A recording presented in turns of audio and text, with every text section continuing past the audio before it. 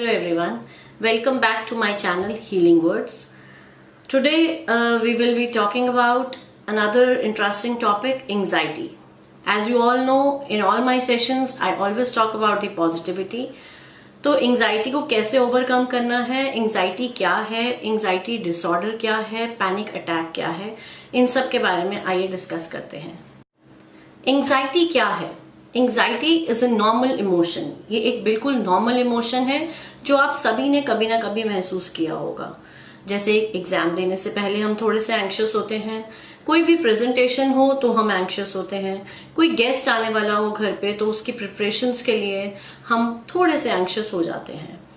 आपने नोट किया होगा जब भी आप एंग्शियस होते हैं तो कुछ ऐसे सिम्टम्स जैसे हम बोलते हैं घबराहट होना, कुछ बेचैनी होना, इस तरह का एक डेंजर सा महसूस करते हैं हम। और जो हमारे ये सिम्टम्स हैं एंजाइटी के, जो हम बोलते हैं कि ये हमारे सिम्टम्स हैं, वो हमें तभी महसूस होते हैं जब हमारी बॉडी को एक सिग्नल मिलता है ब्रेन की तरफ से कि कोई डेंजर है। So the body starts preparing, right. तो एंजाइटी क्या है? It is a normal emotion. ये कोई भी डिसीज नहीं है, कोई भी डिसऑर्डर नहीं है। जब भी आपकी प्रेजेंटेशन ओवर हो जाती है, जब भी आपका एग्जाम ओवर हो जाता है, जब आपके गेस्ट चले जाते हैं, बहुत तारीफ करते हैं आपके खाने की, तो ये सारे सिम्टम्स जो आप महसूस कर रहे थे, बेचैनी, घबराहट, ये सब ऑटोमेटिकली वैनिश हो जाते हैं। ये सब ऑटोमेटिकली आप देखेंगे थोड़ी देर के बाद आप अच्छा महसूस करते हैं, एक हैप्पीनेस की फीलिंग आपको महसूस होती है, एक कॉन्फिडेंस लेवल आपका जागता है। So these symptoms go on their own after the presentation is over, after the exam is over. So it is a normal emotion. अब थोड़ा सा हम अपनी एंजाइटी को बढ़ाते हैं का मतलब सिम्टम्स जो बहुत ज्यादा देर तक आपको महसूस होते हैं। सबसे पहला है स्वेटिंग। बहुत ज्यादा आप स्वेटिंग महसूस करते हैं, बहुत ज्यादा पसीना आता है। कई लोगों को आपने नोट किया होगा हाथों में, पाम्स में बहुत ज्यादा, पैरों के नीचे बहुत पसीना आता है। वो लोग हमेशा एंग्शियस रहते हैं, काफी लंबे समय तक उनको एंजाइटी महसूस होती है। अभी भी मैं यही बोलूंगी कि anxiety is not a disorder. जो थोड़ी सी बेचैनी या घबराहट आपने महसूस करी थी, वो कोई भी डिजीज के सिम्टम्स नहीं है, वो सब नॉर्मल सिम्टम्स हैं जो आपने महसूस किए थे थोड़ी देर के लिए और वो अपने आप ही चले गए थे। अब थोड़ा सा, जैसे मैंने बोला कि एंजाइटी को बढ़ाते हैं, स्वेटिंग जो आपको महसूस होती है वो एक्चुअली क्या होता है? जो डेंजर आपकी बॉडी ने महसूस किया, माइंड के थ्रू जो सिग्नल्स आए, उस डेंजर के लिए प्रिपेयर कर रहा होता है बॉडी को, हमारा माइंड। एंड बॉडी जो है वो स्वेटिंग क्यों होती है? क्योंकि it is regulating the temperature. दूसरी चीज, आपकी हार्ट बीट बहुत फास्ट महसूस होती है आपको कि बहुत तेज धड़कन हो रही है। कई बारी लोगों को तो इस तरह से भी महसूस होता है कि हमारे को कहीं हार्ट अटैक तो नहीं आने वाला है, इतनी ज्यादा हार्ट बीट महसूस करते हैं। एक्चुअली जब भी कोई डेंजर होता है तो उससे फाइट करने के लिए बॉडी अपना ये रिस्पॉन्स शो करती है और इसी रिस्पॉन्स से उस बॉडी को ये एनर्जी आती है to fight with that danger. So these are not, again, कोई डिजीज के सिम्टम्स नहीं है, ये नॉर्मल सिम्टम्स है। जैसे ही डेंजर गया आपकी हार्ट बीट नॉर्मल होना शुरू हो जाती है। बट हाँ, अगर डेंजर बहुत लंबे समय तक है, उसको हम आगे डिस्कस करेंगे, तो ये डिसऑर्डर बन जाता है।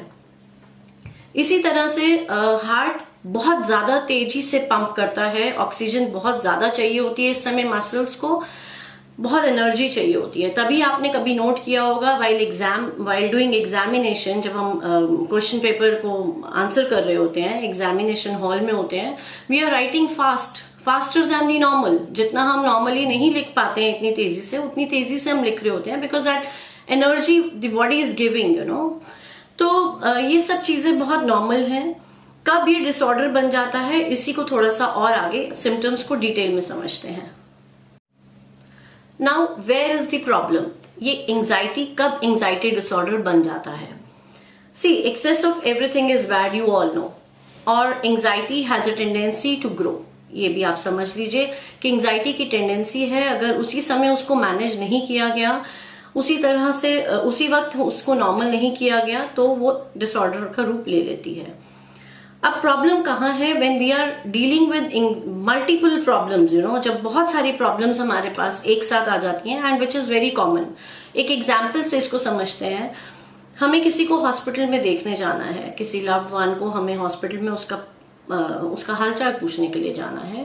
तो होता क्या है? एक तो एंजाइटी ये है कि हमारे मन में एक फिक्र है कि हमारा जो दोस्त है या कोई भी रिलेटिव है जो हॉस्पिटल में है, वो कितना अच्छी हालत में है और कितनी बुरी हालत में। एक तो हमें उस चीज की एंजाइटी है, फिर हॉस्पिटल तक पहुंचने के लिए जो ट्रैफिक को चीरते हुए हमें जाना होता है उसकी एंजाइटी। तीसरा, हॉस्पिटल में जब आप पहुंचते हैं तो उस एनवायरनमेंट को देख के आप फिर थोड़ा सा एंग्शियस हो जाते हैं। चौथी चीज, एक और मल्टीपल प्रॉब्लम जो बहुत से लोगों में फोबिया है, लिफ्ट का फोबिया है, लिफ्ट में नहीं जा सकते हैं। And the if the patients room is on 4th floor, तो आप सोचिए कि वो उस फोबिया से भी उसको लड़ना है कि उसको लिफ्ट में जाना है। सो ही इज एक टाइम में जब आप मल्टीपल प्रॉब्लम से डील कर रहे होते हो तो डेफिनेटली वो एंजाइटी जो एक चीज की खत्म हुई दूसरी चीज की शुरू हुई, इसी तरह से वो एंजाइटी जो है एक डिसऑर्डर का रूप ले लेती है, क्योंकि पहले वाली एंजाइटी अभी शांत नहीं हुई, अभी हमने उसको मैनेज नहीं कर पाए हैं और दूसरी हमारे सामने खड़ी हो गई। ये तो एक छोटा सा एग्जाम्पल है। लाइफ में बहुत सी ऐसी बड़ी बड़ी प्रॉब्लम्स हैं, मल्टीपल प्रॉब्लम्स हैं जो हम लोग मैनेज करते हैं डे टू डे रूटीन में। That is the reason anxiety has become a part of our life. हम लोग मल्टीपल प्रॉब्लम से डील कर रहे होते हैं और एक चीज को मैनेज नहीं कर पाते हैं एक टाइम पे, इसीलिए ये एंजाइटी डिसऑर्डर का रूप ले लेती है।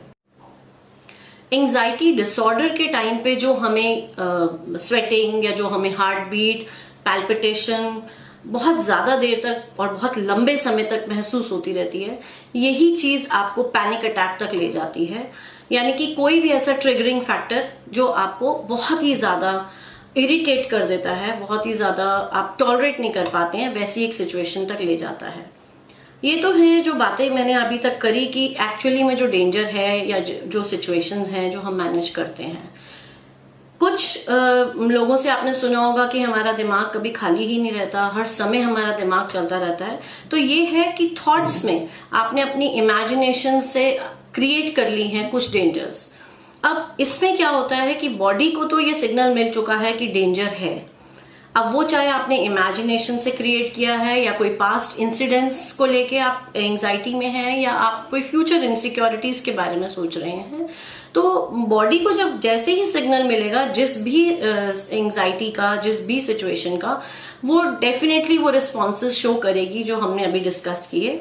Body will have to prepare herself for the dangers जो वो परसीव कर रही है। जब डेंजर है, एक्चुअली अगर मान लीजिए आपके सामने शेर आ गया और आपको उससे लड़ना है तो बहुत जरूरी है ये पैल्पिटेशन होना and anxiety, sometimes to perform good it is needed. ये सब चीजें बहुत ज्यादा जरूरी हैं। बट जब कोई प्रॉब्लम ही नहीं है, जब आप सिर्फ इमेजिन कर रहे हैं या कोई एक ऐसा इंसिडेंस आपने पिछला कभी का सोच रहे हैं जिसमें कि कोई लड़ाई हुई थी या कोई ऐसा इंसिडेंस जिसमें आपको लगता है कि आपने सप्रेशन कर लिया, कुछ आप बोलना चाहते थे आप बोल नहीं पाए, उसी को आप लेके बैठे हैं और उधेड़-बुन में लगे हुए हैं, तो डेफिनेटली वही उतनी ही गुस्सा, उतना ही एंशियसनेस जो आप उस इंसिडेंस के टाइम पास्ट में महसूस कर रहे थे, वो आज आप बैठे बैठे भी महसूस कर रहे हैं। अगेन उसी की वजह से, सिर्फ सोचने की वजह से आपको स्वेटिंग हो रही है और घबराहट हो रही है। तो ये जो इमेजिनेशन और क्रिएटिव वर्ल्ड जो आपका अपना जो एक आप वेब बना लेते हैं थॉट्स का, उसमें भी ये रिस्पॉन्सेस बॉडी तो शो करेगी, बिकॉज बॉडी को आपने एक सिग्नल दे दिया है कि डेंजर है, जबकि डेंजर कुछ भी नहीं है। तो इस तरह से एंजाइटी डिसऑर्डर और पैनिक अटैक की तरफ हम चले जाते हैं। The best way is to come back, to pull yourself back from these, especially the imagination जो आपका है, इमेजिनेटरी वर्ड है, उससे अपने आप को खींचने का सबसे बेस्ट तरीका है टू लिव इन नाउ, यानी कि प्रेजेंट में आप जिए।